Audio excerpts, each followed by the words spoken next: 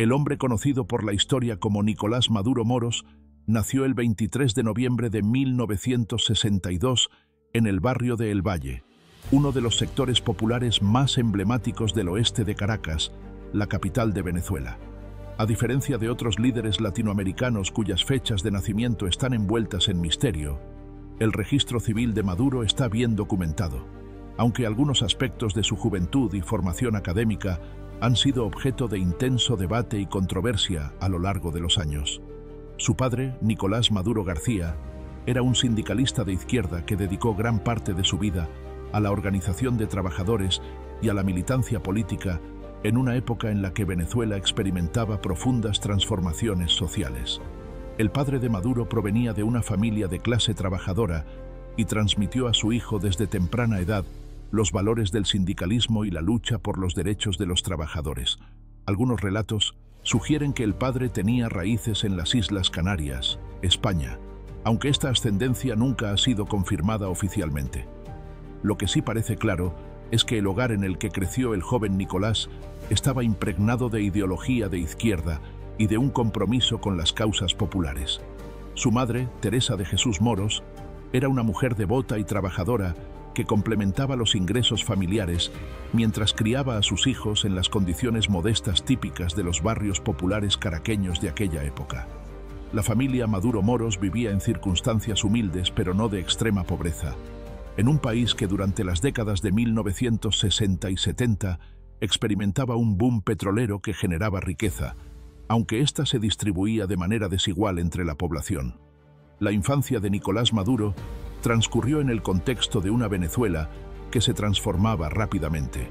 El país había dejado atrás la dictadura de Marcos Pérez Jiménez en 1958 y había iniciado un periodo democrático conocido como el Pacto de Punto Fijo, un acuerdo entre los principales partidos políticos para alternarse en el poder y mantener la estabilidad institucional.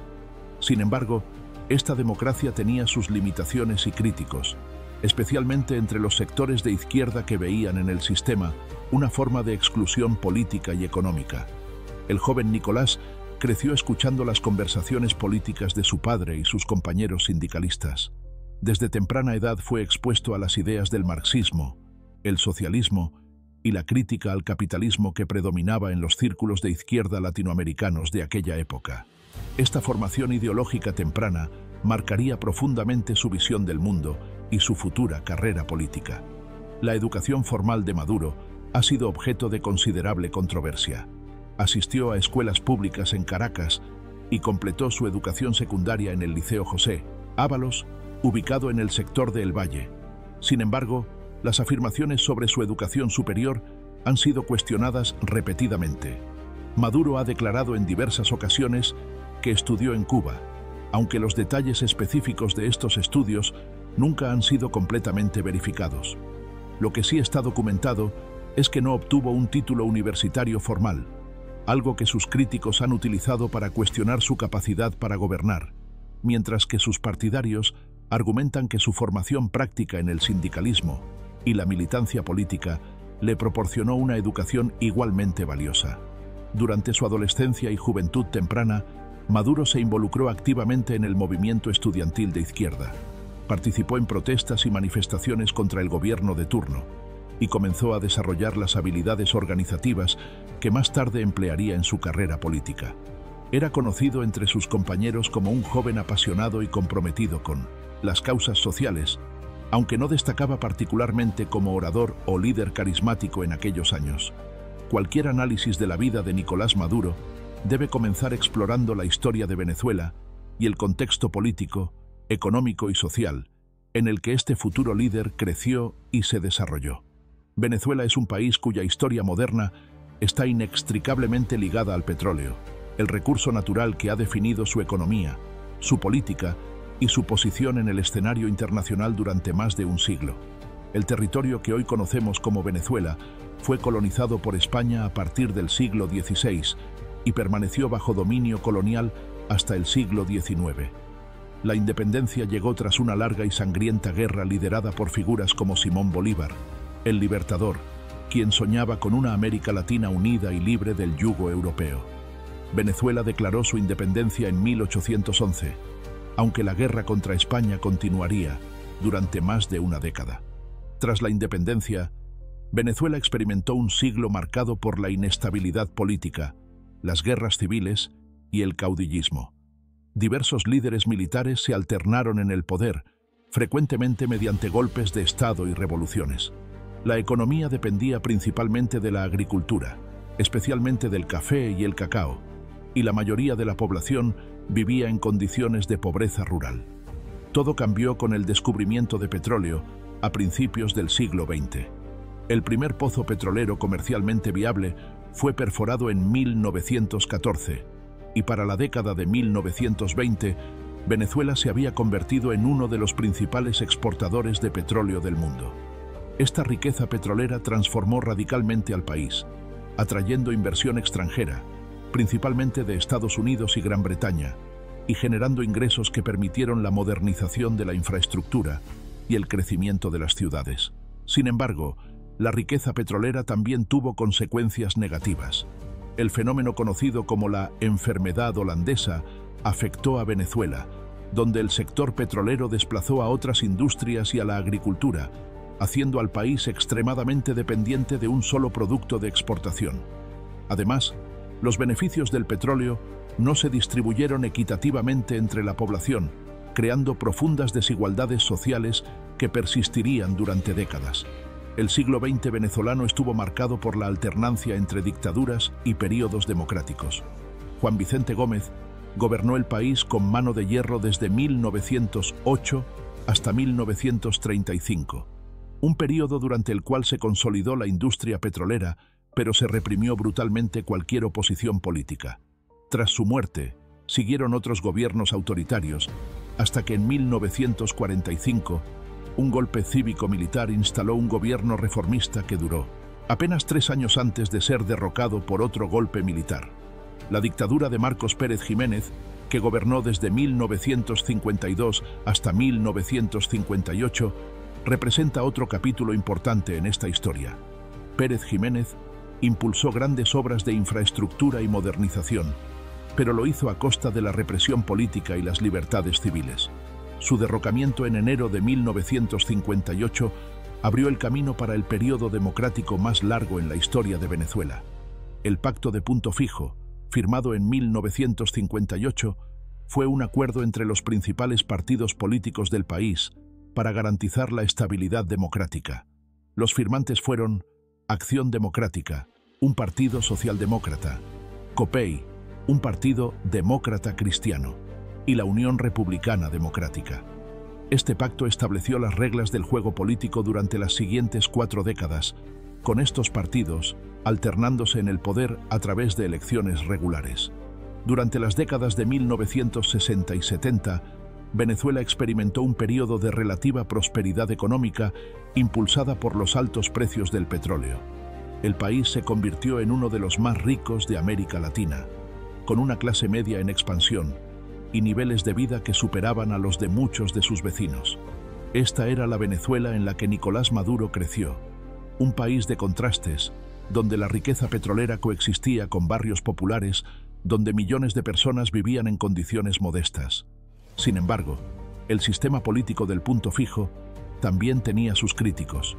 Los partidos de izquierda, incluyendo el Partido Comunista de Venezuela, fueron inicialmente excluidos del pacto. Algunos grupos radicales optaron por la lucha armada, inspirados por la Revolución Cubana de 1959. La guerrilla venezolana, aunque nunca alcanzó las dimensiones de sus contrapartes en Colombia o Centroamérica, representó un desafío para el sistema establecido durante la década de 1960. Es en este contexto de aparente democracia, pero también de exclusión y desigualdad, donde el joven Nicolás Maduro formó sus convicciones políticas. La izquierda venezolana, aunque marginada del poder, mantenía una presencia activa en los sindicatos, las universidades y los barrios populares. Fue en estos espacios donde Maduro encontró su vocación política. A finales de la década de 1970, cuando Maduro era un adolescente, Venezuela comenzó a mostrar los primeros signos de la crisis que eventualmente transformaría su panorama político. Los precios del petróleo, que habían alcanzado niveles récord durante la crisis energética de 1973, comenzaron a declinar. El gobierno había contraído enormes deudas durante los años de bonanza, asumiendo que los altos precios del crudo continuarían indefinidamente. Cuando esta suposición resultó ser errónea, el país se encontró en una situación financiera cada vez más precaria. El viernes 18 de febrero de 1983, conocido como el Viernes Negro, marcó un punto de inflexión en la historia económica venezolana. Ese día, el gobierno se vio obligado a devaluar la moneda y establecer un sistema de control de cambios, poniendo fin a décadas de estabilidad monetaria. Para muchos venezolanos, este fue el momento en que el sueño de prosperidad comenzó a desvanecerse. Durante estos años de creciente turbulencia económica, el joven Nicolás Maduro profundizó su compromiso con la militancia política. Aunque los detalles exactos de sus actividades durante este periodo varían según la fuente, lo que está claro es que se involucró activamente en movimientos de izquierda y comenzó a desarrollar las conexiones que más tarde serían fundamentales para su carrera. Una de las experiencias formativas más importantes en la vida de Maduro fue su trabajo como conductor de autobús en el sistema de transporte público de Caracas. A partir de 1981, Maduro trabajó como conductor en el metro de Caracas, el sistema de transporte subterráneo de la capital venezolana que había sido inaugurado recientemente. Este trabajo, que desempeñó durante varios años, lo puso en contacto directo con los trabajadores del transporte y con las realidades cotidianas de los venezolanos de clase trabajadora. Fue durante su tiempo como conductor del metro cuando Maduro se involucró activamente en el sindicalismo. Se unió al Sindicato de Trabajadores del Metro y rápidamente ascendió en sus filas, demostrando habilidades organizativas y una dedicación que impresionó a sus compañeros. Sus críticos han utilizado su pasado como conductor de autobús para menospreciarlo, sugiriendo que carece de la educación y la sofisticación necesarias para gobernar un país.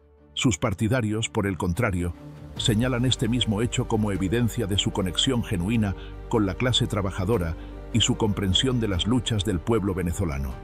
La década de 1980 fue un periodo de creciente descontento en Venezuela. La economía continuaba deteriorándose, los niveles de vida caían y la confianza en los partidos tradicionales se erosionaba. Los venezolanos comenzaban a cuestionar un sistema político que prometía democracia, pero que parecía incapaz de resolver los problemas fundamentales del país. El punto culminante de este descontento llegó el 27 de febrero de 1989, en un evento que sería conocido como el Caracazo, tras el anuncio de un paquete de medidas económicas que incluía aumentos en los precios de la gasolina y el transporte público. Estallaron protestas masivas en Caracas y otras ciudades del país. Lo que comenzó como manifestaciones pacíficas rápidamente degeneró en saqueos y violencia. La respuesta del gobierno fue brutal. Se declaró el estado de sitio y las fuerzas de seguridad reprimieron las protestas con una violencia que dejó cientos, posiblemente miles, de muertos. Las cifras exactas nunca han sido determinadas con certeza, pero las estimaciones varían desde varios cientos hasta varios miles de víctimas. El Caracazo fue un momento definitorio en la historia venezolana moderna. Destruyó la imagen de Venezuela como una democracia estable y próspera y reveló las profundas fracturas sociales que habían sido ignoradas durante años. Para la generación de activistas de izquierda a la que pertenecía Maduro, el Caracazo fue una confirmación de todo lo que habían argumentado sobre la naturaleza del sistema, que tras la fachada democrática se escondía un Estado dispuesto a usar la violencia para proteger los intereses de las élites. 3 años después del Caracazo, el 4 de febrero de 1992, un grupo de oficiales militares liderados por el teniente coronel Hugo Chávez Frías intentó dar un golpe de Estado contra el gobierno del presidente Carlos Andrés Pérez. El golpe fracasó militarmente, pero tuvo un éxito inesperado en términos políticos. Cuando Chávez apareció en televisión para asumir la responsabilidad del intento fallido y pedir a sus seguidores que depusieran las armas por ahora, se convirtió instantáneamente en un héroe para millones de venezolanos desencantados con el sistema político tradicional. Para Nicolás Maduro, el intento de golpe de Chávez fue un momento de revelación. Aquí había un líder que parecía compartir su visión de transformación radical de la sociedad venezolana, alguien dispuesto a arriesgar todo por sus convicciones. Aunque Maduro no participó directamente en el golpe, sus simpatías estaban claramente con los rebeldes. Chávez fue encarcelado tras el fallido golpe, pero continuó siendo una figura política relevante desde 1900 la prisión. Sus seguidores organizaban manifestaciones pidiendo su liberación, y su popularidad no hacía más que crecer. Maduro, mientras tanto, continuaba su trabajo sindical y su militancia política, ahora cada vez más alineado con el movimiento chavista emergente. En 1994, el presidente Rafael Caldera, que había sido crítico del manejo del intento de golpe, indultó a Chávez y a los otros militares involucrados. Liberado de prisión, Chávez comenzó a recorrer el país, construyendo una base de apoyo para lo que eventualmente se convertiría en el movimiento Quinta República, el partido político que lo llevaría al poder. Fue durante este periodo cuando Nicolás Maduro entró en la órbita directa de Hugo Chávez.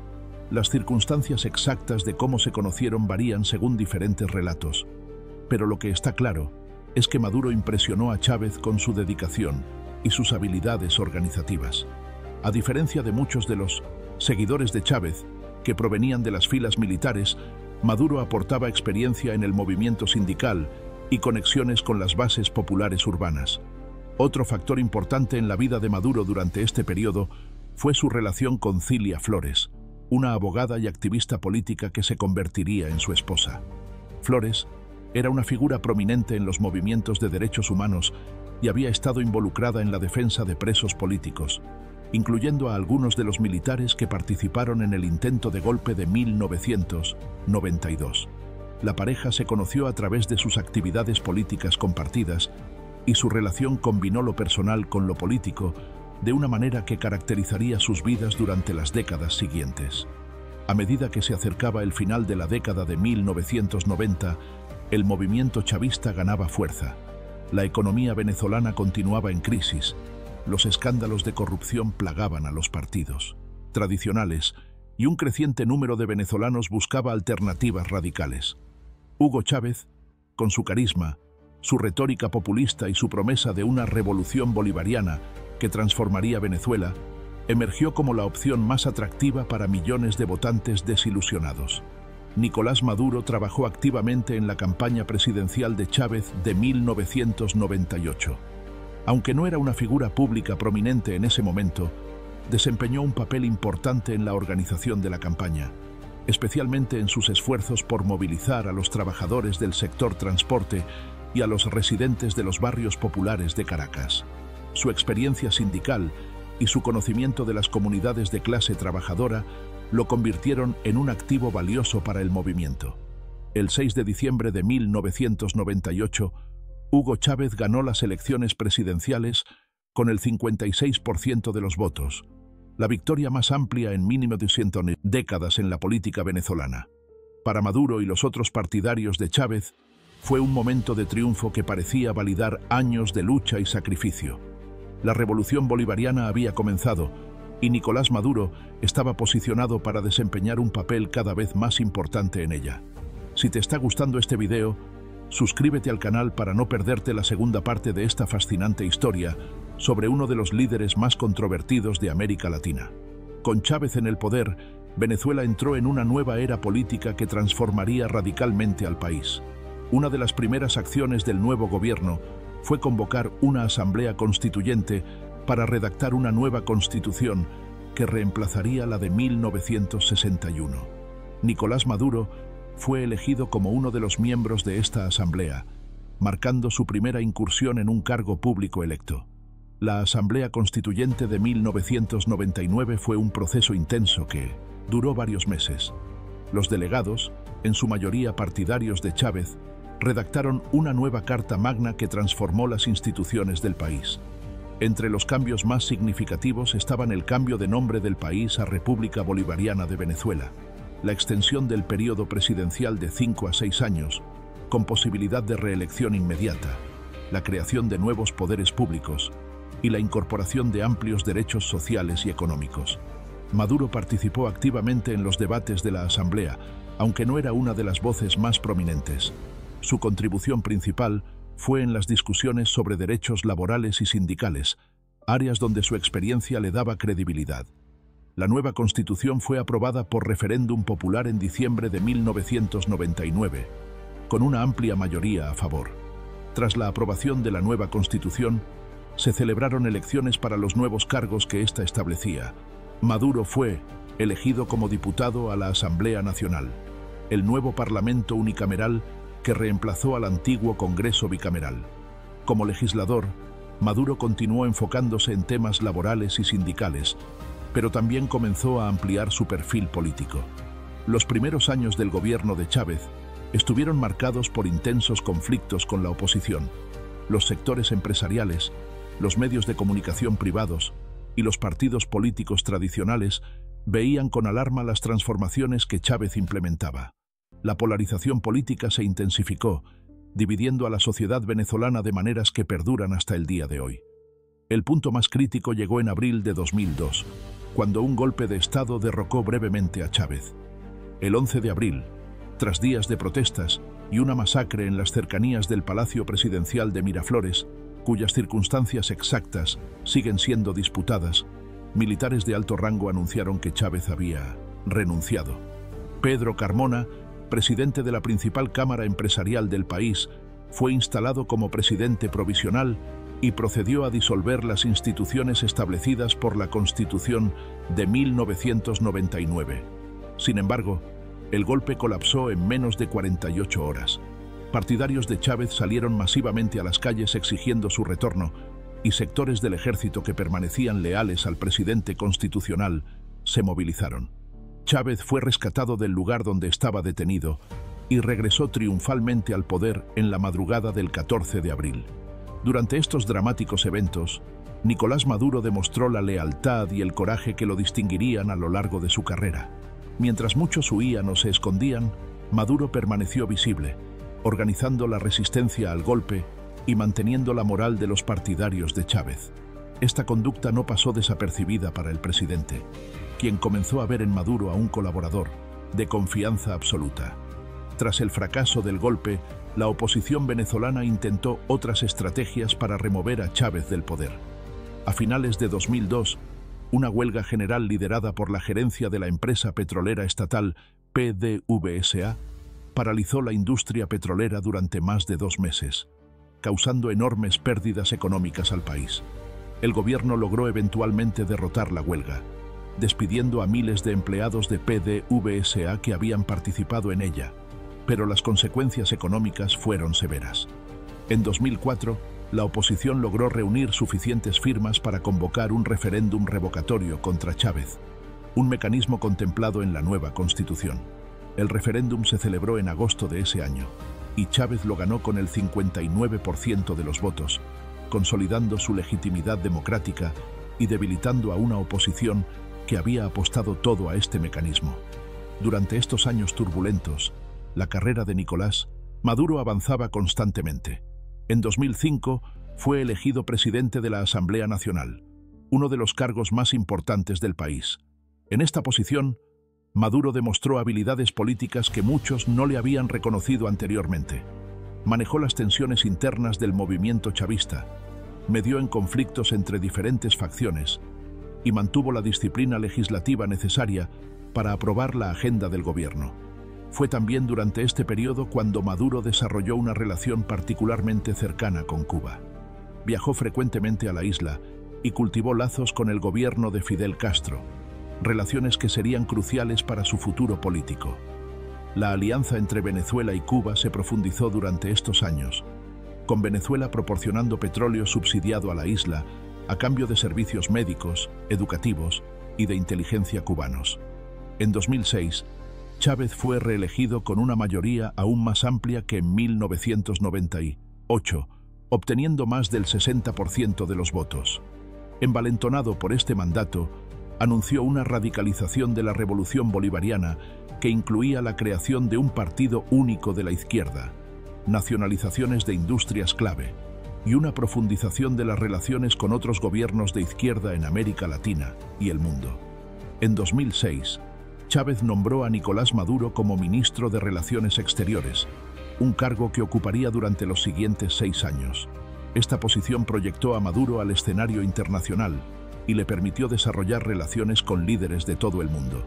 Como canciller, Maduro fue el rostro de la política exterior venezolana. Una política caracterizada por el enfrentamiento con Estados Unidos, la alianza con países como Irán, Rusia, China y Cuba, y el impulso a la integración latinoamericana a través de iniciativas como el ALBA, la Alianza Bolivariana para los Pueblos de Nuestra América. El estilo diplomático de Maduro era muy diferente al de Chávez. Mientras el presidente era conocido por sus discursos incendiarios y sus confrontaciones directas, Maduro tendía a ser más mesurado y pragmático. Esto no significa que fuera menos leal a la línea chavista, pero sí que era capaz de matizar el mensaje cuando las circunstancias lo requerían. Durante su tiempo como canciller, Maduro manejó algunas de las crisis diplomáticas más delicadas del gobierno de Chávez. Negoció con Colombia durante periodos de tensión bilateral. Mantuvo canales abiertos con gobiernos europeos que criticaban al gobierno venezolano y construyó relaciones con países tan diversos como Bielorrusia, Siria y Vietnam. También jugó un papel importante en la mediación para la liberación de rehenes en poder de las guerrillas colombianas. Los críticos de Maduro argumentan que su gestión como canciller fue ideológica y perjudicial para los intereses de Venezuela, alienando a socios tradicionales y asociando al país con regímenes autoritarios y cuestionables. Sus partidarios, por el contrario, sostienen que diversificó las relaciones internacionales de Venezuela, reduciendo la dependencia de Estados Unidos y construyendo alianzas que beneficiaron al país en términos económicos y políticos. Hacia finales de la primera década del siglo XXI, la salud de Hugo Chávez comenzó a deteriorarse. En junio de 2011, el presidente anunció desde Cuba que había sido operado de un tumor canceroso.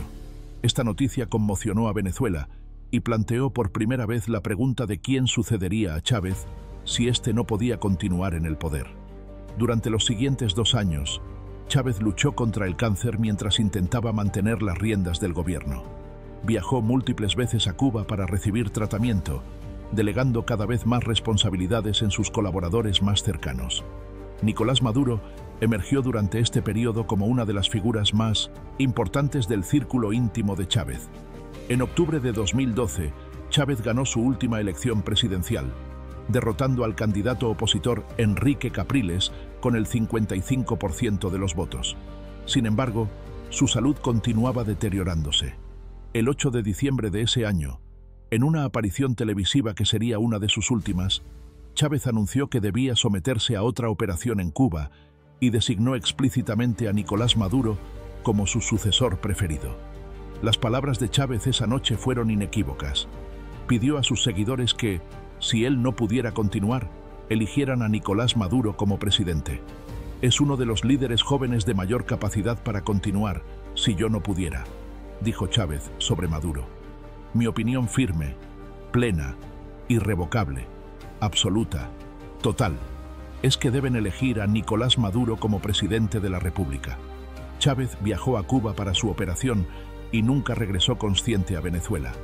Durante semanas, el país vivió en incertidumbre mientras el gobierno proporcionaba información limitada y a menudo contradictoria sobre el estado de salud del presidente. Finalmente, el 5 de marzo de 2013, el vicepresidente Nicolás Maduro anunció que Hugo Chávez había fallecido.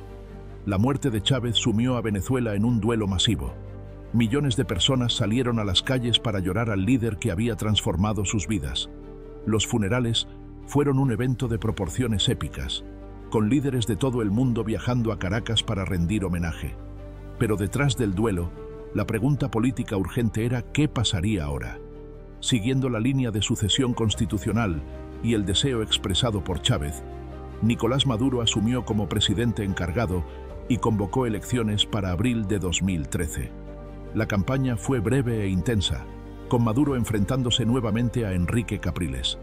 Maduro basó su campaña en su conexión con el legado de Minodentu Chávez, presentándose como el continuador de la revolución bolivariana.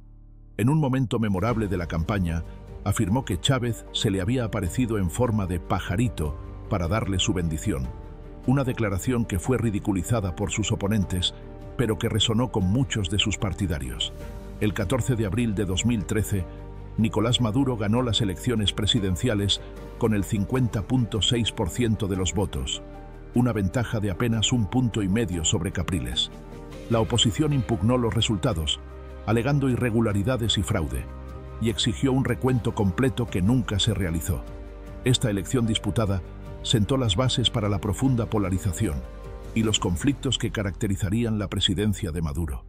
El hombre que una vez fue conductor de autobús en el metro de Caracas, que creció en un barrio popular escuchando las conversaciones políticas de su padre sindicalista, que dedicó años a la militancia en las sombras, antes de emerger como colaborador cercano de Chávez, era ahora el presidente de Venezuela. Pero los desafíos que enfrentaría harían que todo lo anterior pareciera relativamente sencillo. Nicolás Maduro asumió la presidencia de Venezuela en circunstancias extraordinariamente difíciles. No solo había heredado el manto de un líder carismático cuya sombra era imposible de igualar, sino que también enfrentaba una situación económica que se deterioraba rápidamente y una oposición que no reconocía la legitimidad de su victoria electoral. Desde el primer día, su gobierno estuvo marcado por la confrontación y la crisis. Los primeros meses de la presidencia de Maduro estuvieron dedicados a consolidar su poder dentro del movimiento chavista.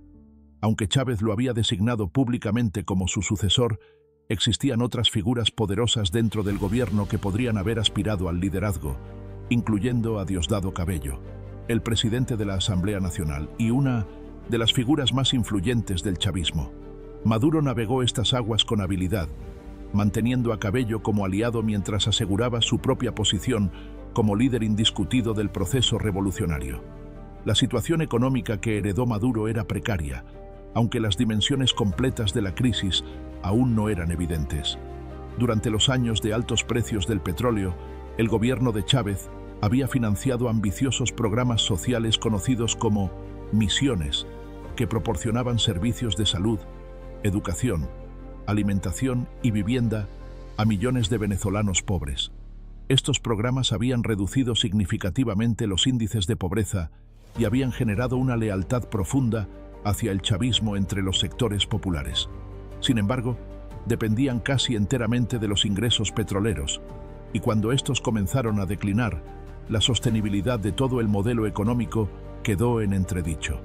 El precio del petróleo, que había alcanzado niveles récord de más de $100 por barril durante gran parte del gobierno de Chávez, comenzó a caer dramáticamente a partir de 2014. Para 2016, el precio había descendido a menos de $30 por barril, una caída que devastó las finanzas del gobierno venezolano.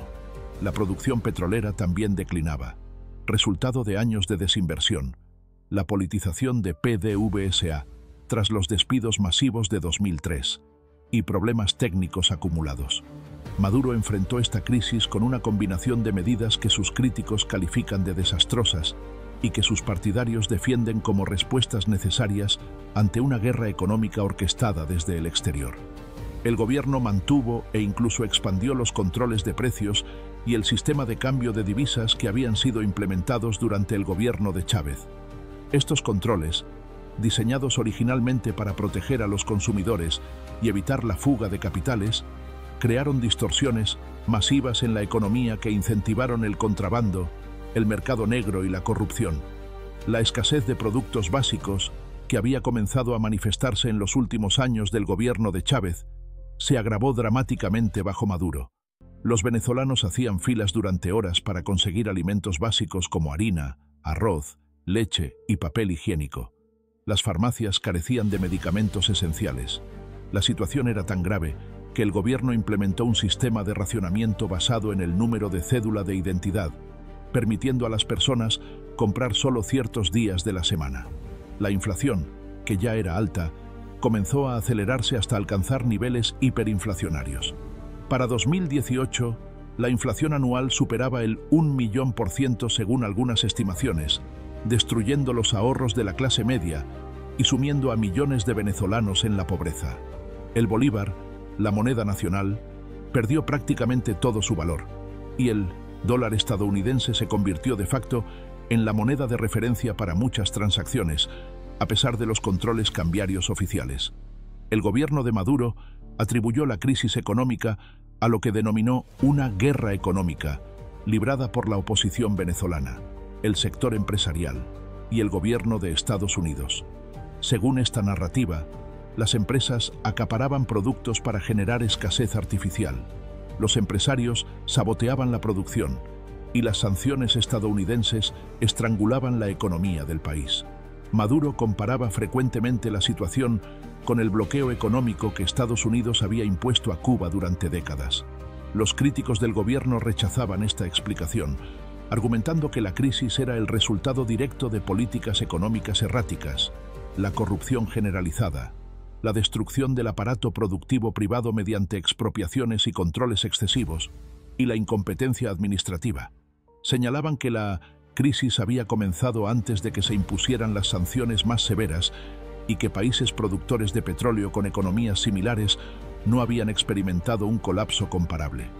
La verdad, como suele ocurrir, probablemente contenía elementos de ambas narrativas. La economía venezolana tenía debilidades estructurales profundas que antecedían a Maduro e incluso a Chávez, incluyendo la dependencia excesiva del petróleo, la debilidad del sector productivo no petrolero y una cultura de clientelismo y corrupción. Las políticas del gobierno chavista, aunque beneficiaron a millones en el corto plazo, exacerbaron algunas de estas debilidades, y las sanciones estadounidenses, especialmente las impuestas a partir de 2017, indudablemente agravaron una situación ya crítica.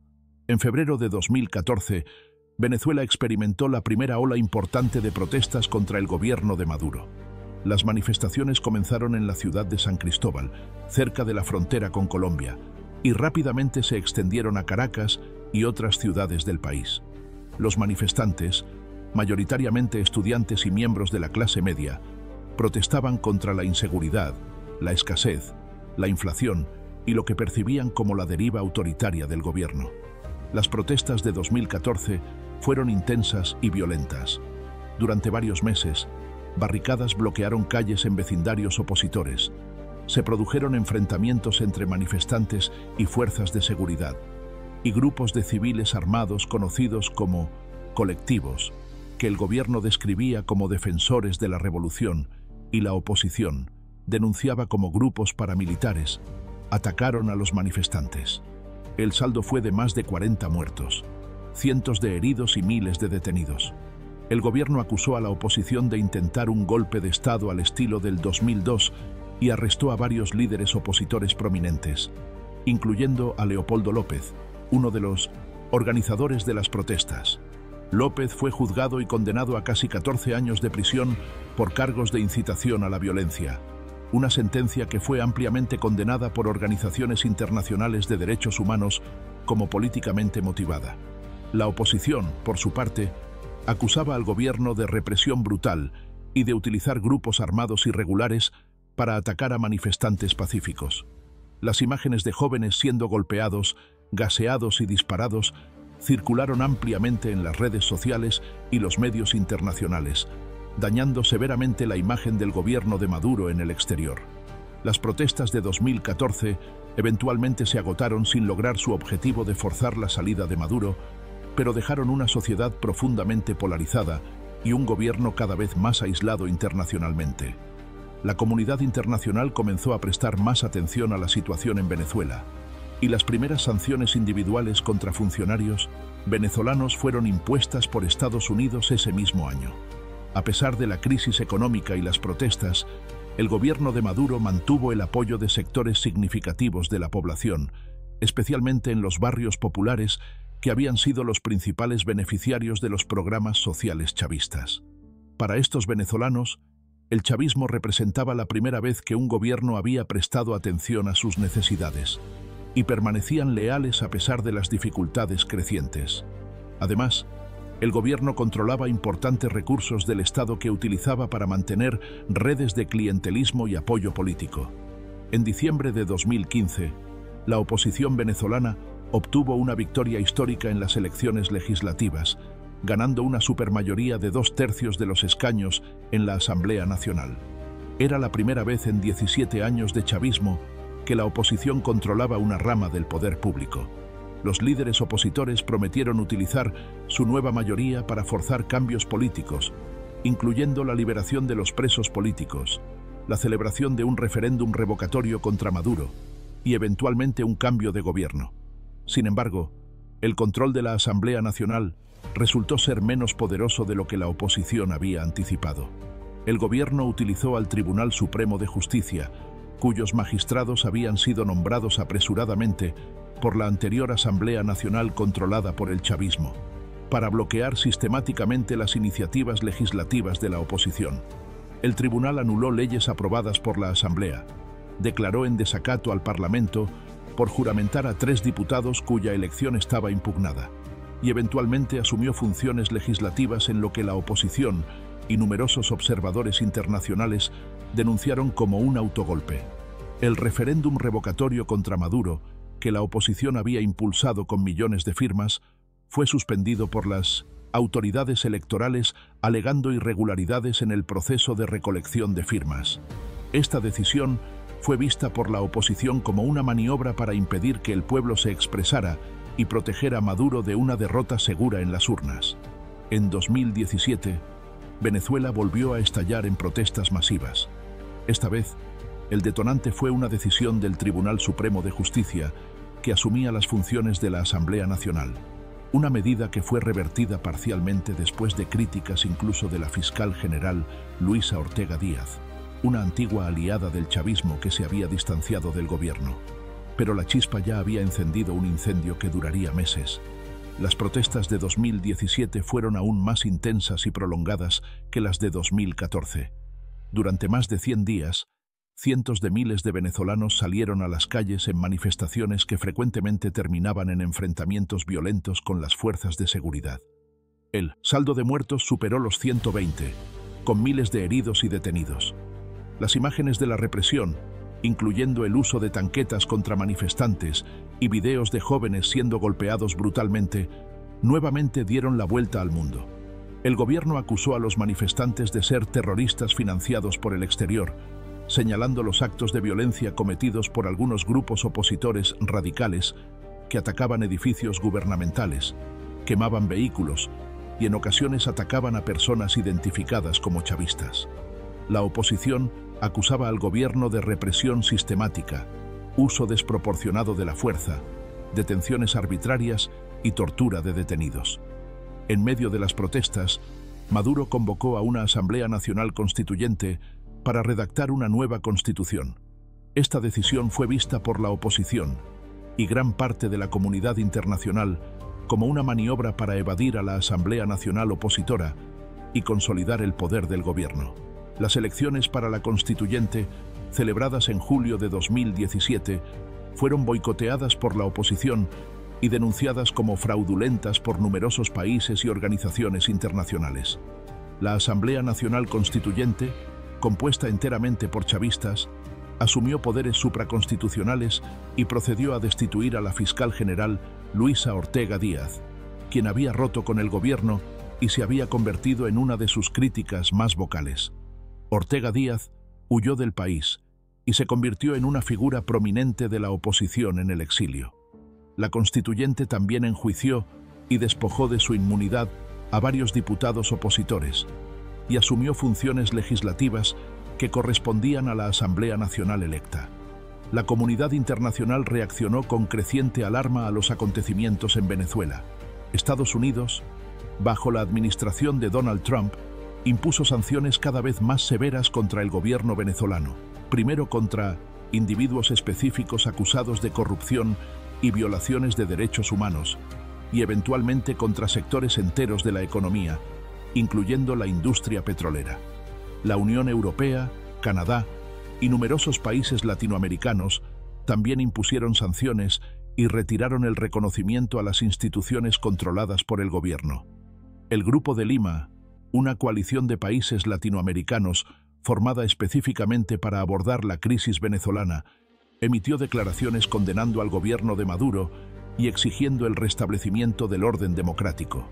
La Organización de Estados Americanos debatió intensamente sobre Venezuela, aunque la posibilidad de invocar la Carta Democrática Interamericana contra el país fue bloqueada por los votos de aliados del gobierno como Bolivia, Nicaragua y varios países caribeños beneficiarios de acuerdos petroleros con Venezuela.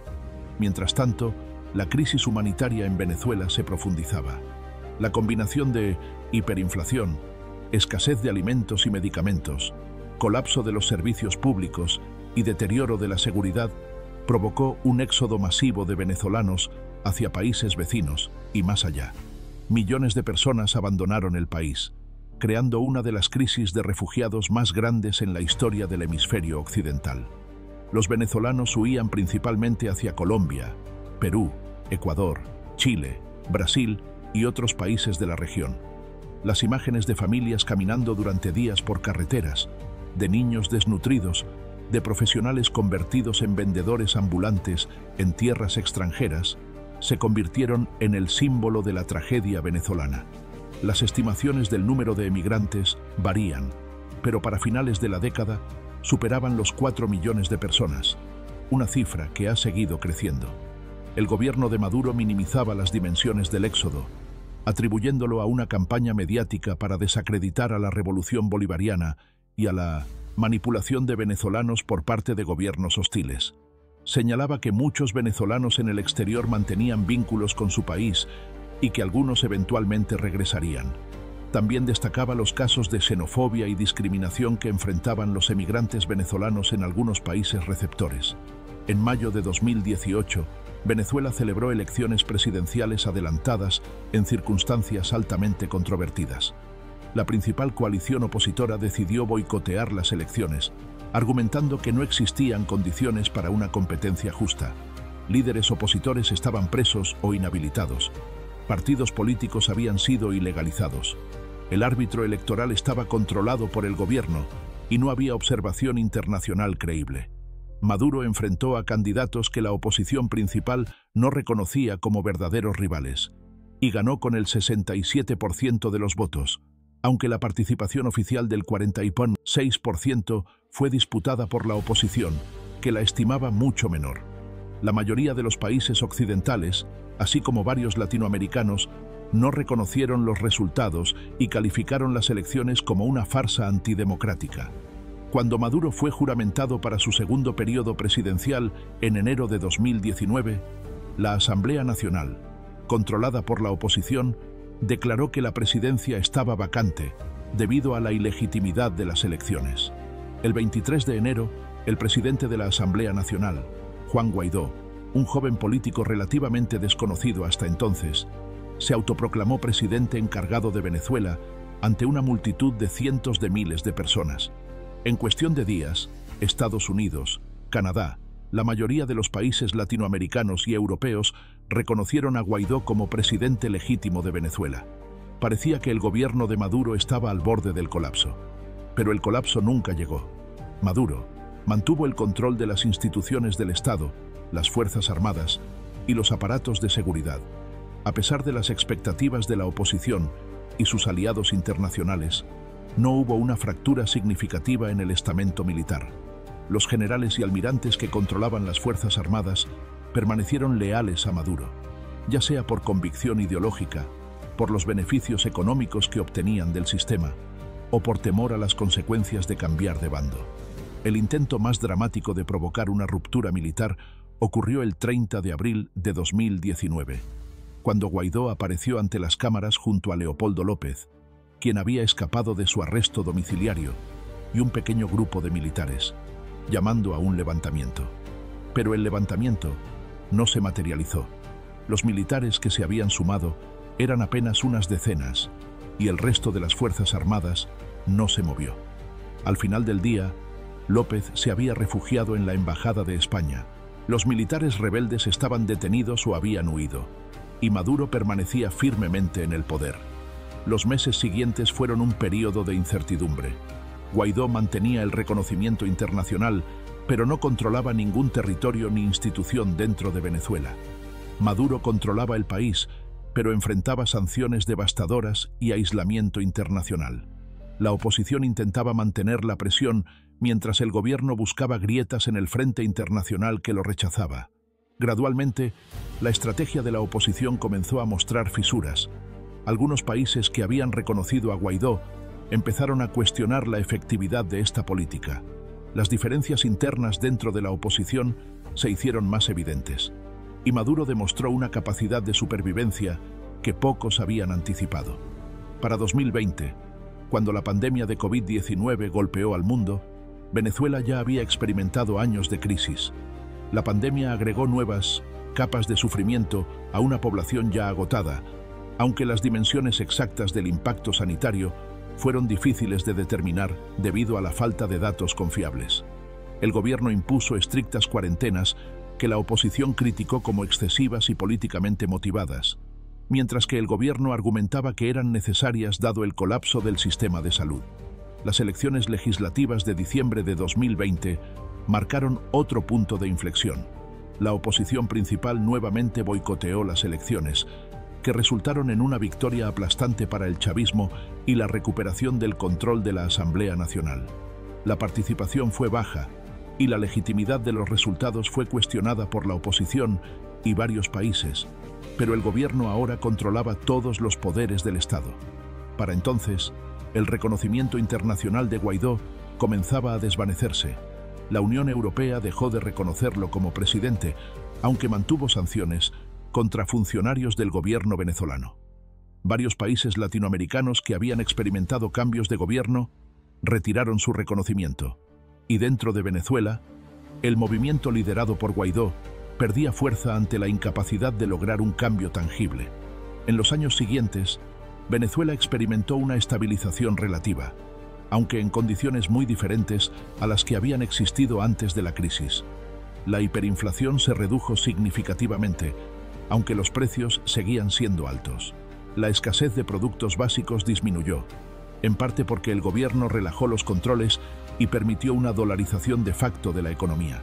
Nuevos negocios surgieron, especialmente en Caracas, donde restaurantes, tiendas y centros comerciales que aceptaban dólares crearon burbujas de aparente prosperidad en medio de la pobreza generalizada. Sin embargo, esta estabilización vino acompañada de una profunda desigualdad. Aquellos con acceso a dólares podían vivir relativamente bien, mientras que la mayoría de la población que dependía de salarios en bolívares luchaba por sobrevivir. Los servicios públicos permanecían deteriorados, el sistema de salud seguía en crisis y millones de venezolanos continuaban emigrando en busca de mejores oportunidades.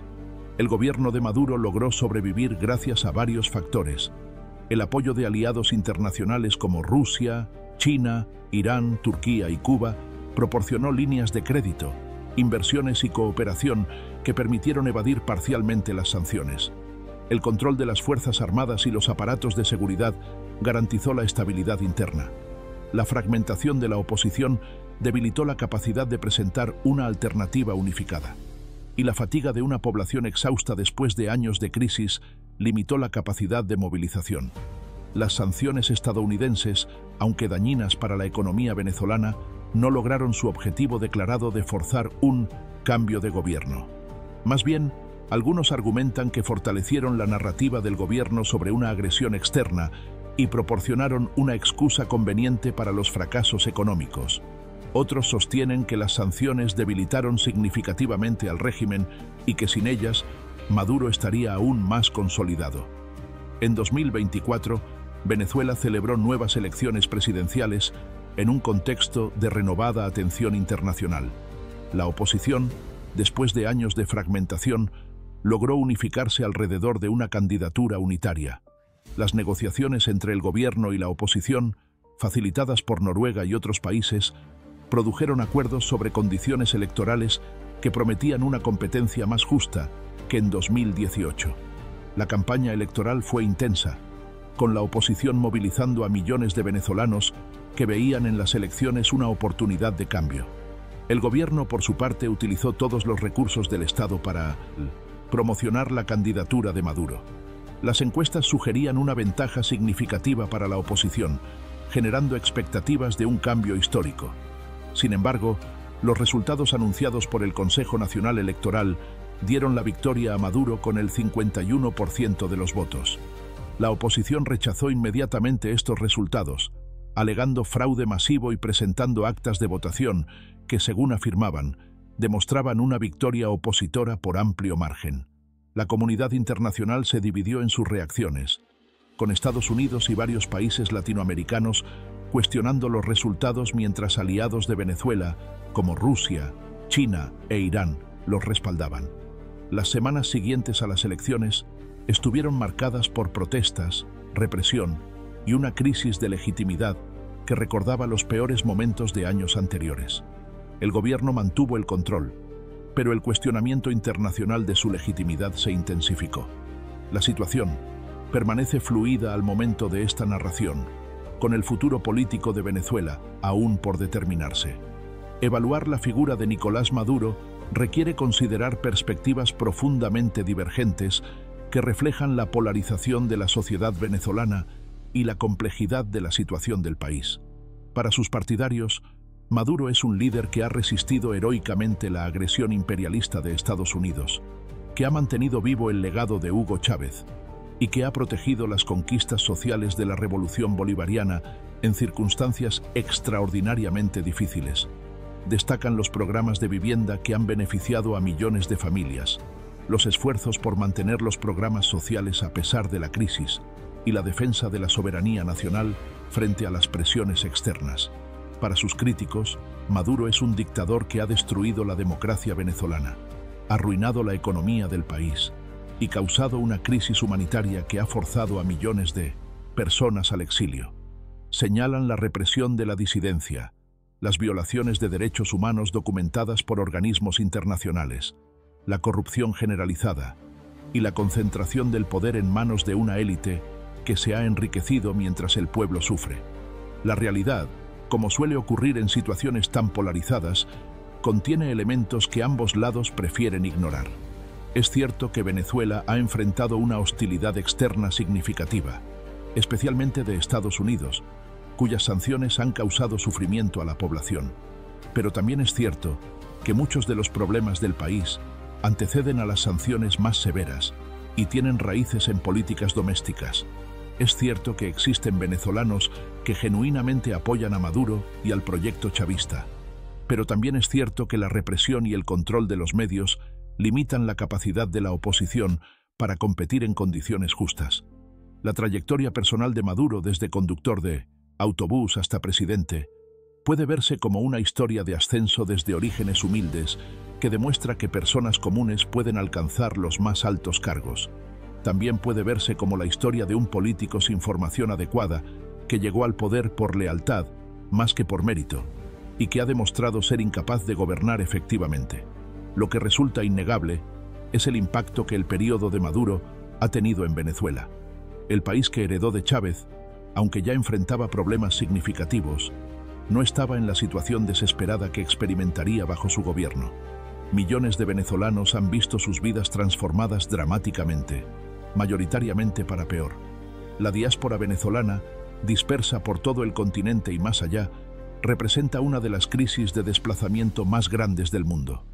El futuro de Venezuela permanece incierto. El gobierno de Maduro ha demostrado una resiliencia notable, sobreviviendo desafíos que habrían derribado a muchos otros regímenes.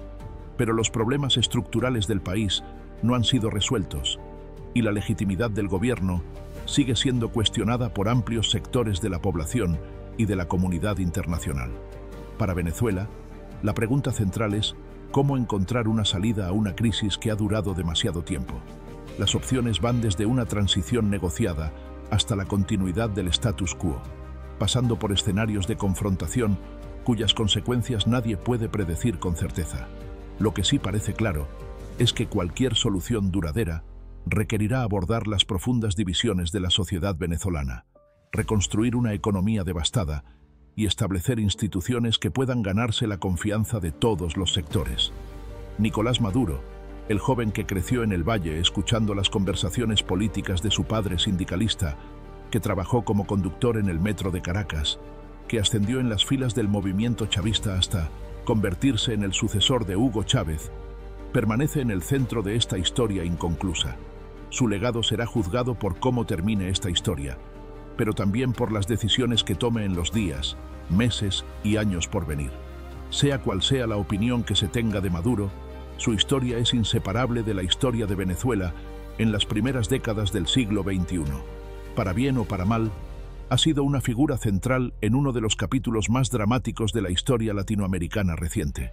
Y como ocurre con figuras tan controvertidas, el juicio final sobre su papel probablemente dependerá tanto de la perspectiva del observador como de los hechos objetivos. Lo que está claro es que Venezuela, un país de extraordinarios recursos naturales y de un pueblo resiliente y talentoso, merece un futuro mejor que el presente que ha experimentado. La esperanza es que, independientemente de quién gobierne, ese futuro eventualmente llegue. Si te gustó este video, suscríbete al canal para más historias sobre los líderes más fascinantes y controvertidos de la historia. Déjanos saber en los comentarios qué piensas sobre Nicolás Maduro y la situación en Venezuela.